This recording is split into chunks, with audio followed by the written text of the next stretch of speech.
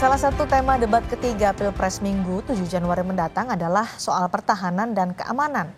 Tapi saling kritik antara Capres-Cawapres dan tim kampanye mengenai kebijakan anggaran pertahanan sudah muncul.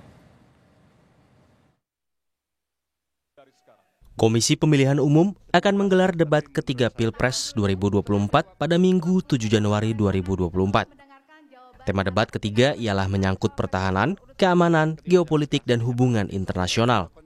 Menyangkut pertahanan, isu anggaran pertahanan termasuk pembelian alutsista menjadi sorotan.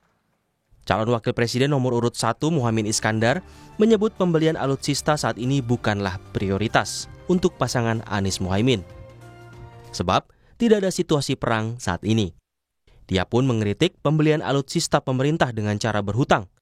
Menurutnya, ketimbang untuk alat perang, lebih baik untuk pertanian. Kalau kita nggak perang, kenapa kebanyakan utang beli alat perang? Lebih baik utang untuk beli alat pertanian. Jadi saya pernah suatu hari ke Eropa. Di Eropa itu ada pameran. Pamerannya itu menarik. Pameran alat perang dihancurin, diganti menjadi alat pertanian. Artinya apa? Kita tolak perang, yang penting rakyat makan, kira-kira begitu. Buat apa kita utang ratusan triliun tapi tidak untuk sesuatu yang nyata-nyata dibutuhkan, yaitu kita butuh pangan. Sekretaris TKN Prabowo Gibran, Nusron Wahid menegaskan, kritikan soal kebijakan pembelian alutsista kepada Prabowo salah alamat. Menurutnya, bukan Prabowo, melainkan Menteri Keuangan Sri Mulyani dan Banggar DPR yang menentukan anggaran alutsista di APBN. Dalam struktur APBN itu ada 3 komponen. Komponen pertama adalah penerimaan negara. Komponen kedua adalah pengeluaran alias belanja negara. Komponen ketiga adalah pembiayaan. Soal posturnya belanja alutsista itu dimasukkan ke dalam penerimaan, belanja atau pembiayaan, itu murni kewenangannya Ibu Menkyu bersama dengan Ketua Banggar. Sampaikan salam saya, kalau tanya jangan salah alamat. Sekretaris TPN Ganjar Mahfud, Hasto Kristianto menyinggung kebijakan impor alutsista di era Menhan Prabowo mencapai hingga 386 triliun rupiah. Sebaliknya Hasto menegaskan, Ganjar Mahfud akan lebih mengutamakan kemampuan anak bangsa dalam membangun alutsista.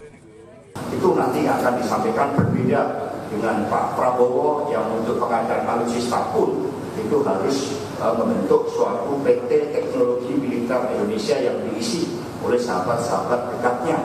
Nah, ini yang membedakan antara kekuatan pergerakan rakyat membangun kekuatan pertahanan ditinjau dari kemampuan anak bangsa dalam mengembangkan industri alutsista nasional daripada sekedar beli bahkan pakai pinjaman luar negeri yang meningkat hingga mencapai 386 triliun rupiah ketika rakyat menghadapi kenaikan harga kebutuhan pokok bagi kehidupan sehari-hari. Pak Prabowo justru malah menambah utang luar negeri sebesar 386 triliun untuk beli alutsista. Pengamat militer Anton Aliabas menyebut beberapa masalah yang harus dijelaskan para capres pada saat debat nanti adalah visi mereka mengenai pengembangan alutsista dan transparansi anggaran pertahanan. Menurut Anton, ke depan penggunaan anggaran pertahanan harus bisa dijelaskan lebih detail.